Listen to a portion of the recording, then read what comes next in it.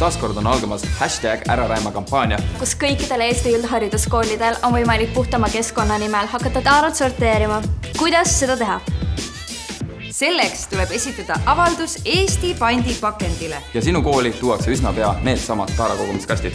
Siia hakkadki koguma sina ja su sõbrad plastpudeleid ja plekkpurke, mis hiljem arvestatakse omakorda punktideks. Aga et taara kogumine oleks funnim, siis jagame ka vaheauhindu, mis ei kuku niisama sülle.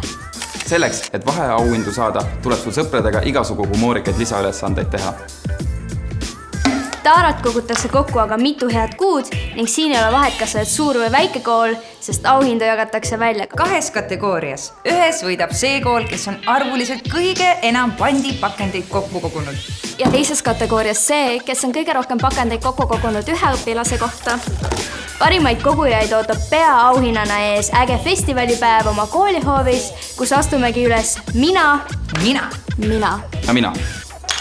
Nii et hakake aga usinalt taarat koguma. Sest just sedasi saab sinu koolist suur eeskuju tervele Eestile. #ärarääma.